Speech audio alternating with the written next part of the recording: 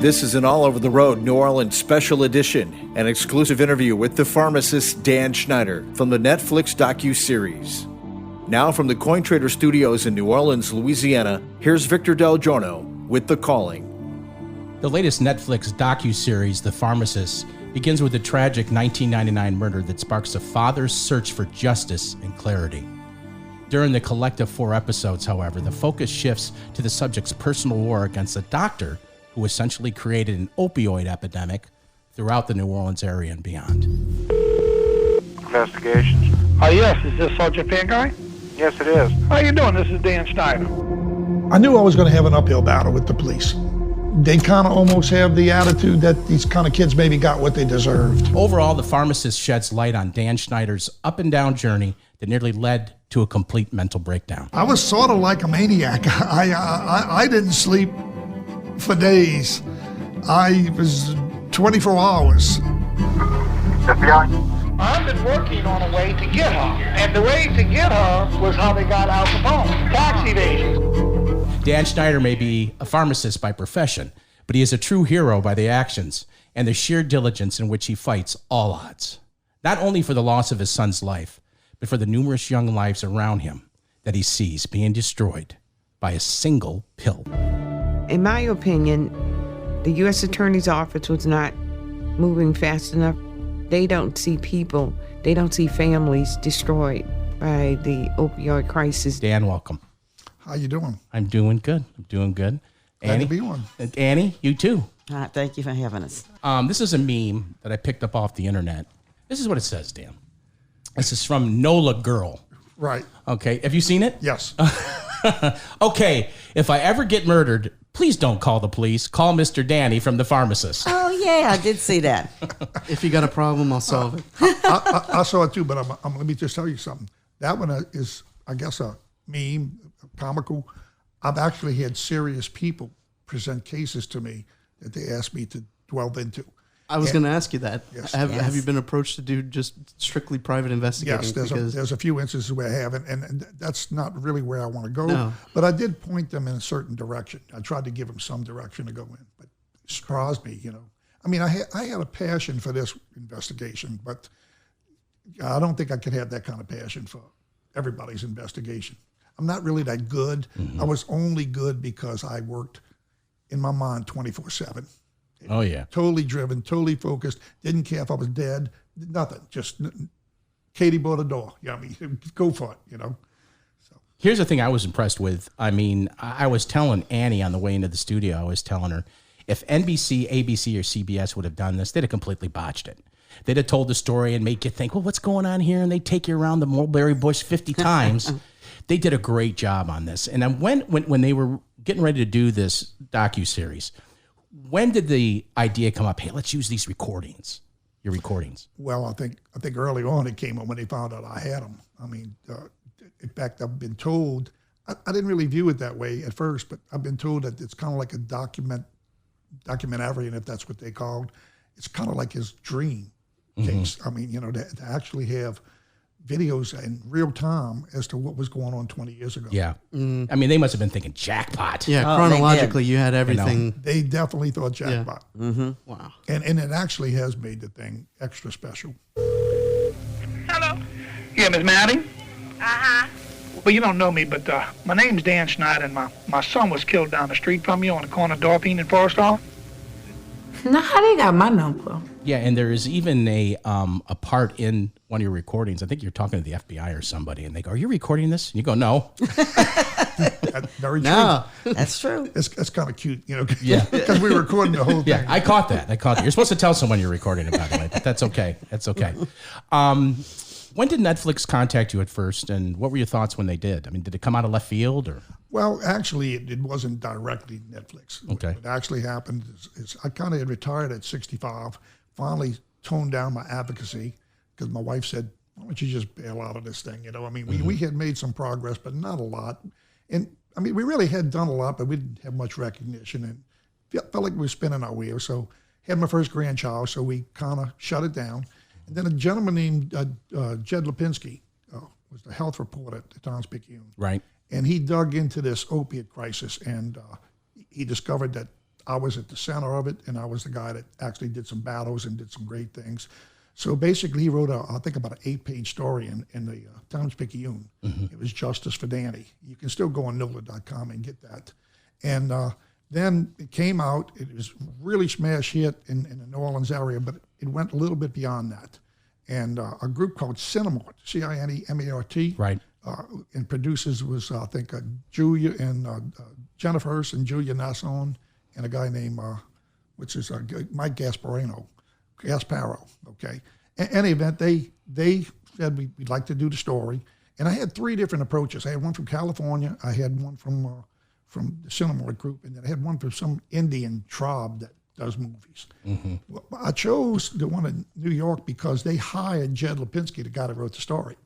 Okay, so then all of a sudden they were going to create a sizzle reel, and basically they were going to try to sell the story, okay, to some network or some entity of some type. And eventually it got to Netflix. Netflix, I was told, had like about 65 different opiate stories. They were looking for an opiate story. And when they saw it, out of 65, it was chosen, obviously, okay? But the reason why they chose it, because most of them were like scientific, and they didn't have this element of a father trying to, change the world, you might say, trying to really save some things. And they just saw something special in it. And obviously, it's been tremendously successful. Well, they've already been affected by the business when you say the word sizzle reel. That's correct. That's something you never said when you were a pharmacist. Hey, let's go get a sizzle reel. Right. You never said heard that. of it. It meant something different. In fact, if you go online, I don't know what Google it is, but if you go online, you can actually see that original sizzle reel that they produced. It's pretty good. It's about a 10-minute movie, okay? And actually, it's pretty good. It's just as good as the docu-series just about. I'm going to have to check it out. Do you know why they call it a sizzle reel, huh? Well, I mean, it sparks interest, I guess. It's because you sell the sizzle, not the steak. Okay, gotcha. That's Heard why. that. Okay, so this happens, all right? You're talking to these people, and then you go to Annie. You say, Annie, these people are calling me, blah, blah. Annie, what was your impression of them? Not again. Can we just be retired and live a normal life? That's all I really wanted. I still had my daughter, Got the grandkids. yes, the grandkids and everything. That I'm a good salesman. I'm a Yeah, real good he salesman. is. You are. And I'm determined. But, she always comes along. The initial response is no. Okay, but then after I show the magnitude of what we're trying to accomplish, she comes along. She's always there. Our sponsor is CoinTrader Inc. They're looking for a few good salesmen in case you want to go back to work. All right. Now, the chase scene, okay, when you're freaking out, okay. At that point, I know you were freaking out, and then Annie was freaking out, like, hey, just come home. At that point, though, was there a little party that was thinking, hey, man, I think I'm on to something? Oh, most definitely. You're referring, I think, to the FBI situation. Yeah. That was a crazy situation. I to this day don't exactly know what was going on there, but I had arranged an appointment to meet with one of the top guys at the FBI, and so I scheduled the appointment for like maybe 9 o'clock in the morning. So I got up and I headed to the FBI headquarters. And at first I had set the appointment. The guy said, look, when you get to the gate, you got to show them your ID, tell them that you're supposed to meet me, and they'll let you in pretty quick. Well, when I got out there, I parked and I started making the phone call, but then I started seeing behind me, I'm going to call it Cleggett's goons. They had chased me before. So all of a sudden, Cleggett's goons show up. And for the life of me, it looked like they were waving a gun. It might have been a hand, or it could have been a cell phone, but I thought it was a gun, and it could have been a gun, okay? And I'm talking to this FBI guy, and it's kind of like he's saying, he's not making it fast, and I'm saying, well, look, I got people out here. And he goes, oh, come on, Mr. Schneider. What do you mean you got people out there? I mean, who's chasing you? So all of a sudden, I get this feeling that, how did these people know I was coming here? Right. And so I started thinking, really, this guy might be dirtier, okay? Now, much later on, I did get, there is another option. Cleggett's goons may have been following me and didn't even know where I was going. But at that moment, I associated this guy with that. And by the way, it could still be the case. But then, so I kind of lost it, I felt danger. I didn't know who to trust. Believe it or not, I took off in my car. I left the gate, went and rode into UNO's parking lot, okay, for safety. And these people were kind of circling the parking lot. And so I called and said, look, I'm going to come back in, but I got to get in quick. And I don't want to talk to that guy that I was talking to. Okay, I don't trust him. Gotcha. Well, sure enough, they said, come on back. And I came back, and they were basically chasing me to the FBI headquarters. Okay. And I did get into the gate pretty quick. And when I get into the FBI building, the guy that I didn't want to talk to is the guy. Is this the building on the lakefront? Yes. Okay. Absolutely. Lee and C. Simon Bridge yeah. is nearby. And I know, it was like surreal, and it was like I couldn't figure out what was going on. Okay. And so, I felt I was losing it because it's almost I couldn't really believe what was going on almost. Or when you're thinking about this guy, he's dirty, and I don't know if he was or not, but I felt that way. And I'm saying, what am I into? So I was kind of going crazy. I don't know what else to call it. I think it was justifiable paranoia or fear. But, I think God had his hand on you. I think he was definitely protecting you. No, God's all over this thing. Yeah. Glad you said that. God loves the truth. And the truth is in me. Back with more of The Calling with Dan Schneider, the pharmacist, right after this. All Over the Road is brought to you by GoldPricesNow.com. For real-time prices on gold, silver, platinum, and palladium 24/7 all around the world, go to GoldPricesNow.com.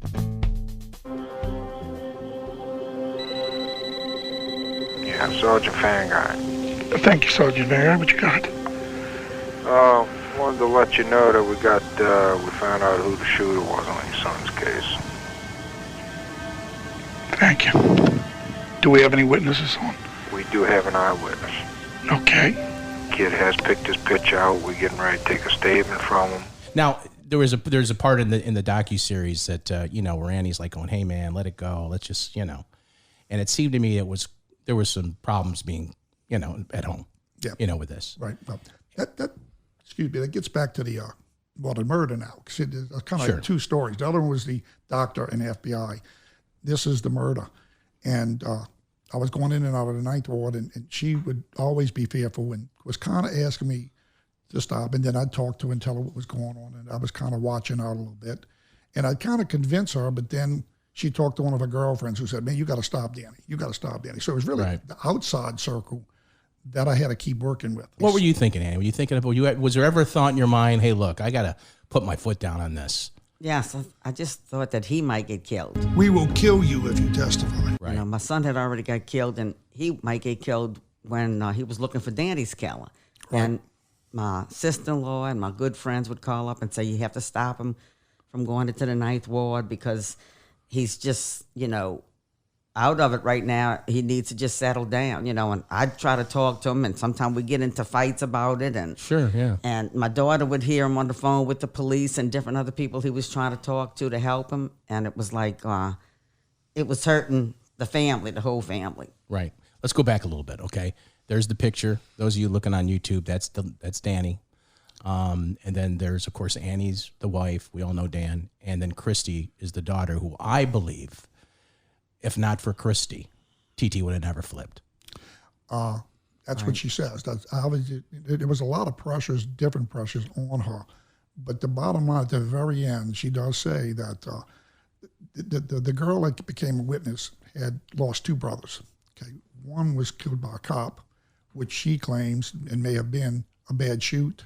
Mm-hmm. And there were witnesses, and nobody would come forward against the cop, obviously. And the cops wouldn't come against the cops. That's her version, but she felt that way. And then she had a brother that was just killed on the street, okay? And a lot of people knew who killed him, and they wouldn't come forward. So she had hurt from that. And that had a lot to do with it. Then toward the end, when we were kind of almost losing her a little bit, because she went up and down, she would want to come forward, then wasn't going to come forward. And I started really bearing down on and chasing her, and she got aggravated with that. Mm-hmm. And then finally she talked to my daughter, and my daughter was crying and whatnot, and she just related to my daughter, and she says that's what really pushed her over the edge. It was a very moving part of the docuseries. I agree. Christy's part in it. Yeah, and it's ironic because Christy, and again, I mean, Christy too at times was still supportive, but most of the time she would rather me not doing this. Okay, but she loves her dad. Yeah, exactly. But it's neat now that she actually sort of made this happen in a way. Yeah, and if you think about it, I can tell you this: if that witness would not have come forward, and I would not gotten my son's killer off the street, my bargain with God would have been broken.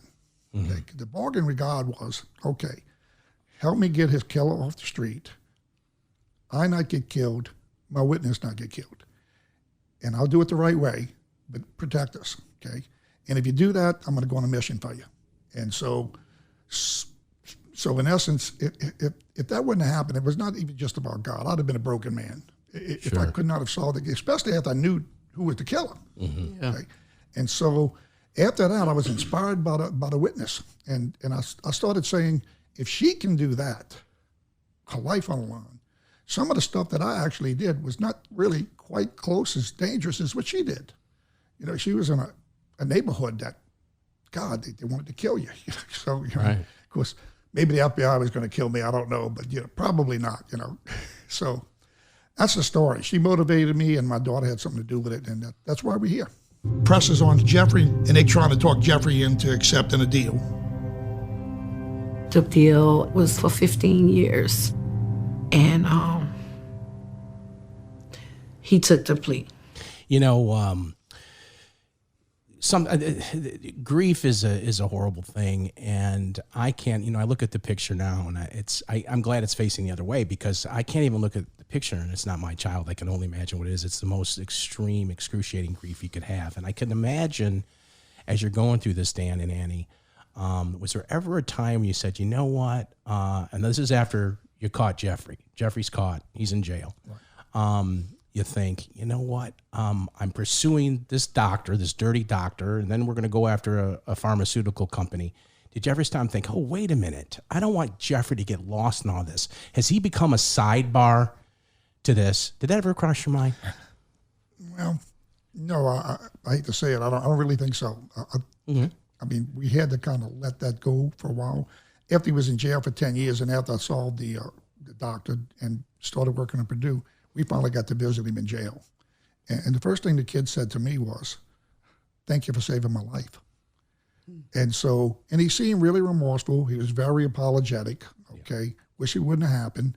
And so the deal about saving his life is he knew that all of his friends that remained on the street, the 10 years he was in jail, they were dead. I knew they were dead too, because I knew his friends well.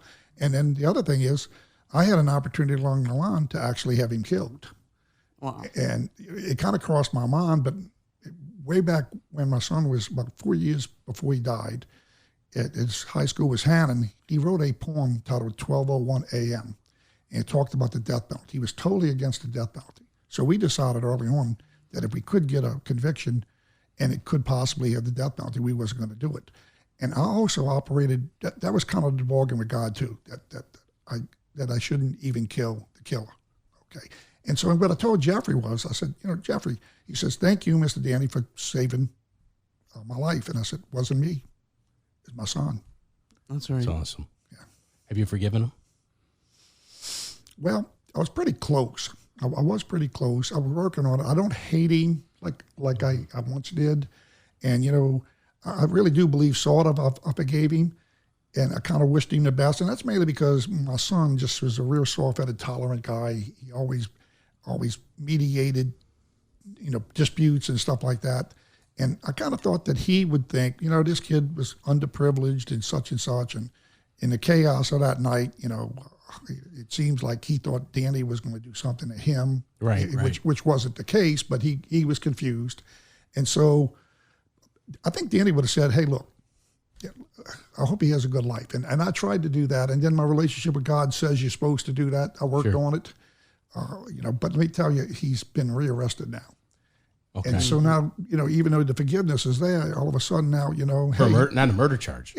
No, not a murder charge, no. But he was found with a gun and he had drugs on him. So he's a convicted felon with a gun. He could have got 10 years. He wound up getting 5. Wow. So then all of a sudden, whatever forgiveness you had kind of changes a little bit. Like, he had his chance.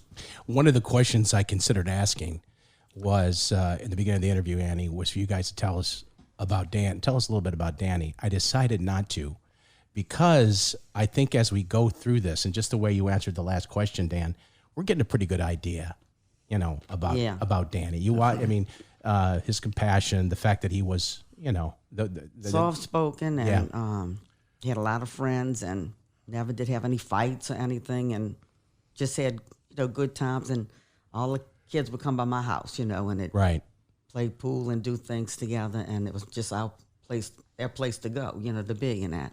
He had a great head of hair too. Can I say that? He had a great head of hair. Hey, he was a good-looking kid too. He sure was. Much better looking than his dad. He was a lady killer. He was a little bit shy with the ladies. Right. They chased him. I didn't have that problem. I hope you're okay with me saying this, but all the looks come from Annie, okay? I will agree. It was a routine. Oxycontin, Dr. Claggett. 90% of our prescriptions were Oxycontin, and 99% of them were Dr. Claggett. What's your impression of Dr. Claggett, and how do you feel about her never spending a day in jail after there was 37 charges against her? Well, my impression was really she was a monster.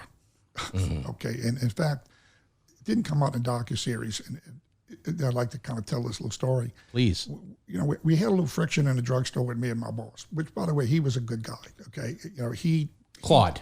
Claude. Yeah. He did less. He tolerated me quite a bit, okay? No other boss would have tolerated me, okay? And he kind of gets a bad deal on this because it was hurting his business. Mm-hmm. And they were going down the street. And most of the pharmacists down there was doing less than he was doing to stop, because he turned some down too, okay? And he was mainly aggravated with me with investigating people. Okay, so I left for a while, okay, because I wanted to go full-time onto it, and I just knew I couldn't do what I had to do in a store. Mm-hmm. And I think he was kind of glad I left for a while too, so I wouldn't be doing that. But then eventually I came back. Okay, when I came back, I was supposed to not investigate. Okay, well, I really did tone it down, but I still did a little investigation. And the girls in the store, he was away on his day off. Right. The girls in the store we had this little deal, and we said we titled it WWEP. Right. Okay, and I saw that on your notes. Yes. Yeah. And WWEP was a situation where they would kind of say, this is a suspicious character. It's a Dr. Claggett patient. Kind of put us on alert, and so on and so forth. And so anyway, what it stands for, if you look at it, it's almost weep. Okay, and so we thought about weeping for those who are in her grasp. Okay, but it also stood for something else. It was the Wicked Witch of the East Project. So that's what I thought about Dr. Claggett. Mm-hmm. Okay, now, as far as her sentencing, they probably were going to prosecute her right around a little bit before Katrina hit. And I don't know why it even took that long, because that was about 3 years. But they were getting ready to prosecute her, and they had a lot of good witnesses, and she was healthy, and I'm pretty sure they would have prosecuted. She'd have got 20 years. That's what I was told. Yeah, I would think. Yeah, and then Katrina hit, and everything blew apart. Like a lot of other things. Exactly. A lot of other things. Yeah. And then they didn't get back to trying to prosecute again until like 2007, 2008. By that time, they had trouble gathering witnesses. They had me, and they had some, but they had lost some of that. Yeah. Also, she had a bad automobile accident. First off, she went to work for a little while at a Taco Bell as an assistant manager. That's the come down she was at. But then she had this accident, and she was a drug user all the time, so she was kind of messed up from that.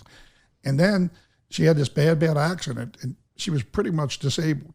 So the district attorney, the federal, what was it, Jim Letton? Right. Whatever position he was. Yeah. They called me, and they really showed me a lot of respect. They called Jim me. Jim Letton is a good man. Yes. Yeah. And they called me, and I actually didn't speak to him. So one of his assistants, but it was by Jim Letton's direction. Mm-hmm. They said, "Let's hear Mr. Schneider. Let's tell him what we do. What do you think?" And they told me the story, and it was, again, it gets back to bureaucracy and whatnot. But for them to prosecute her was going to cost like $3 to $5 million. Okay, right. And they was pretty sure they could get a conviction, but they didn't have the kind of evidence they once had. And then she also, if they had put her in jail, she'd had some special needs jail that she was going to be in. Okay, so they basically came to the conclusion that it was a waste of money. They could direct it someplace else. They told me that, and basically I agreed. I went along. I wasn't happy, but it just seemed like it was a moot point now, and so I was okay with that. As long as she could never, ever practice medicine, okay? The karma got her, okay? If it wasn't God, it was karma. Okay? Yeah. She really destroyed herself. So when was it after Danny's death that you started noticing all these scripts from her? Or did you notice before that? Yes. Well, I would say I noticed them before, but I just couldn't deal with it. I was focused on Danny's case. And so it was kind of like a distraction. I knew something was going on, but I wasn't going to dig. I didn't have time to dig, okay? And then actually when he finally got the case resolved, it kind of hit me in the face. I said, this is happening right in front of me, and I'm not doing anything about it. It was powerful during the show when you see was that something they created for the show, the printout with click it. No, that's one thing that I did. I said, let me see how bad this is. Yeah. Now, I do want to correct one thing on it that they said that maybe people didn't notice, so it's not a big deal. But they said like 90% of our prescriptions was Dr. Cleggett. And that's not really true. We had a pretty good business of birth control pills and blood pressure pills. Sure. The opiate part of our business might have been 30 or 40%. But Cleggett was 90% of that 30 or 40%. Yeah. Unbelievable. And she was definitely 90% of the OxyContin. Almost nobody else was writing OxyContin. So, at any point, did you get a sense that she was feeling the heat from you? Oh, yes. Yeah, most definitely. She caught me, her goon, I call her goons because they had a forerunner, and he was kind of like a bodyguard or something. And they detected me a couple of times, and they chased me. And that was the same forerunner that I saw at the FBI headquarters. So I was familiar with it. Now, it just jumped out of my head. Okay, so the policemen that were at her store. Right. Okay, were they detailed officers in uniform? Yes. So the police department were sending these guys out there. They weren't like guys that she knew a police officer and. I hope they wasn't sending them out there, but I hope that some kind of way they were faking it, maybe. But yeah, because detailed officers, it goes through the department. Well, I don't know if that was the case back then. I do know later they started being restrictive on that. Now I can't remember the details, but I will say something about that. I finally reached Dave McNamara with Channel 4, and he was doing some of this. And so I called him and I said, what about this Dr. Cleggett? He was dealing with some doctor in Slidell who was also bad, okay? And I told him more about Cleggett, which that had kind of escaped him. And when I told him about the police on the porch, he really couldn't believe it. So he, sure enough, he sent their Channel 4 video, and they taped the police on the porch. And then when they broadcast that, they pulled the police off immediately. So, okay. Well, that answers your question. Yes. I went home and I remember taking the first OxyContin, and it made me feel great. All right, let me ask you this. Do you think that pharmacists should have more of a say when dispensing drugs to patients? And how much has PMP done to achieve that? Now, PMP is physicians? The pharmacy monitoring program. Okay. You can detect that they got the prescription filled at another store, okay? And then also the DEA can look at trends, and that is another thing that helps the law enforcement. Like it's a chain, or it may be the owner of the store, and even the owner of the store has a little bit of pressure because he's going to run people off, okay? And they're going to go down the street to some easier pharmacy, and they're going to fill it. So it's like, he kind of feels like, well, I'm not accomplishing anything but costing myself money. I still think that's the wrong way to think. You shouldn't be involved in something that bad. But I do understand the complication, and I really believe we got to stop it before it the pharmacist stuck in the middle. And I wish we could. We are doing it now. They are starting to shut these bad doctors down, and so I believe we're taking some pressure off the pharmacists. They have quite a bit of say-so. Pharmacists.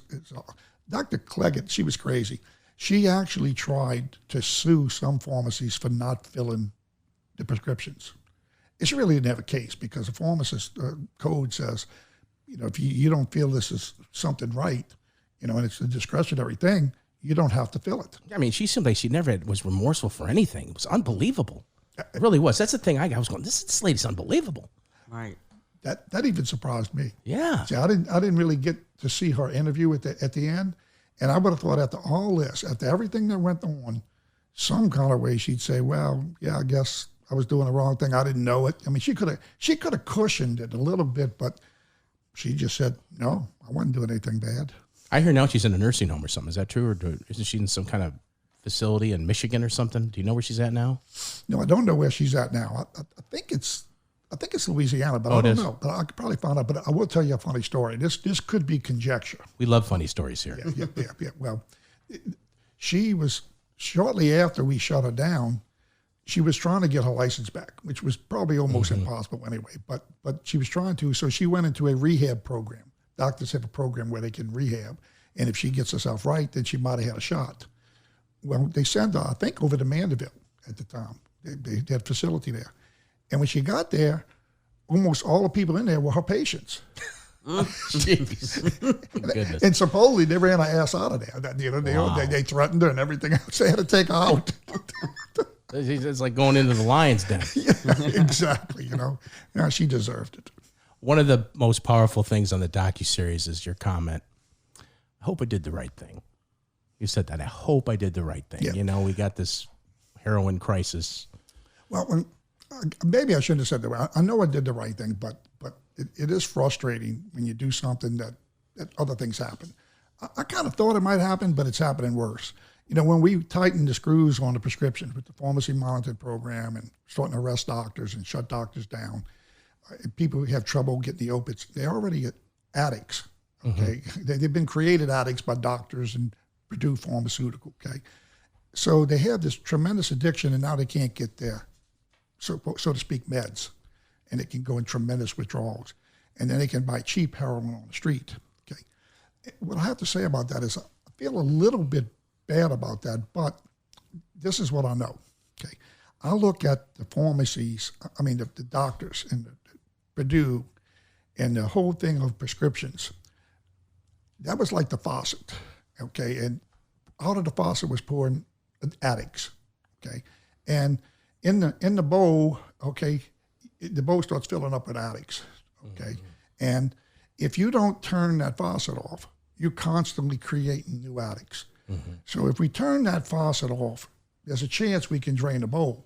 Now, in all fairness now, it's sad because hopefully we can get these people treatment and some of them can turn it around. But also the reality is if they can't, then they're going to have to die off. But if we keep the faucet on, we're going to have another generation, another generation, another generation. So overall, I did the right thing. Well, let me give you something that will make you feel like you did the right thing. Okay, now the Bible says that all things work for good for those who love God and are called according to his purpose. I assume you agree with that. Oh, most definitely. Absolutely. Everything about it. I knew, we had another crazy situation that didn't come out in the docu-series. It did, but not the way it really happened. Okay. We had taken a break, and I was trying to decide whether to really go hog wild to get Dr. Cleggett. And we had just finished my son's case, and my promise to God was I was going to go on a mission, but the mission was supposed to be education, talking in schools. It was not supposed to be another investigation. And my wife, again, if you'd have said another investigation, she said, well, my God, I thought you were supposed to, you did it, so it was crazy. I wanted to do it, but I didn't want to do it. So we go to the Saints game back then. It was back in, I think, year 2000 or 2001, I believe it was. And they played in Minnesota. Okay, and they got their butts kicked anyway. So, but on the way there, we rode one of a good friend of ours, Debbie. She's in the docu-series. And we rode her up there because she had a son that had cancer of the jaw. It was pretty serious. So we dropped off in Chicago. We went to Minnesota. Then we came back to Chicago, picked her up. And then we're riding home, and it's early in the morning, and she's saying, she's a kid. My wife and my daughter sleeping in the back seat. And she's saying, I'm saying, Debbie, this doctor's doing this. And I just don't know how much I want to get involved. I know Annie doesn't really want me to. I don't even know if I want to, okay? And she says, Schneider, you're going to do it. I said, that's easy for you to say. You're not going to pay any price, okay, if I do this, okay? And she says, Schneider, you're going to do it. I said, well, you know what? I tell you what, this isn't an exact bargain that I have with God. And if I'm going to do this, I need a direct sign. Immediately out of the windshield, a cross appeared. And I looked at Debbie and I said, Debbie, do you see what I see? She said, yeah, it's not, it's a cross. So then my wife is a little more skeptical than I am. She's sleeping in the back with my daughter. So is my daughter, by the way. Okay.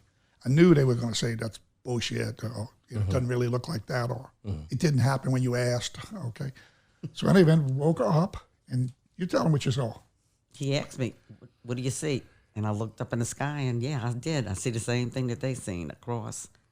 Okay, so it was really, I mean, we had a bunch of what I'd call mini miracles or things that could have been coincidence. I didn't see how that could have been a coincidence. I really didn't. She was killing people right and left, and all of a sudden, I asked for a sign, and it appears. It was crazy. So, but let me tell you how dramatic that was. She wasn't really for wanting to investigate Claggett. Okay. Now, when we were in Minnesota, we bought a brand new movie camera. Okay. Now, some people think I planned to use this on her. Maybe subconsciously I did, but I did. We needed a movie camera, and I wanted to take pictures of St. Game in the snow and Chicago and whatnot. Okay, so we bought it at the Mall of America's brand new, latest model video camera. So that night, after we seen the cross in the sky, we dropped Debbie off in Mandeville. That's where she lived. We went down to Chalmette. We put my daughter to bed. It's 2 o'clock in the morning. Me and her went out there, started videoing. But that night, after we seen it. New Orleans East, yeah. New Orleans Dr. East. Cleggett's office. Yeah, So you were in on the stakeout. Yeah. Yes. Unbelievable. Yeah. So, it just... I was we responded. recording it. Look, when he showed me that sign, I said, I better ask, get doing it. That's awesome. That is absolutely awesome. And I was scared to death. I bet. Thanks for joining us for this All Over the Road New Orleans special edition, an exclusive interview with the pharmacist, Dan Schneider. If you or someone you love has an opioid addiction, you can get help at tunnelofhope.org. And don't miss part 2 of the exclusive interview with the pharmacist, Dan Schneider, on the next All Over the Road New Orleans. All Over the Road is a presentation of Coin Trader Inc. Mind your money.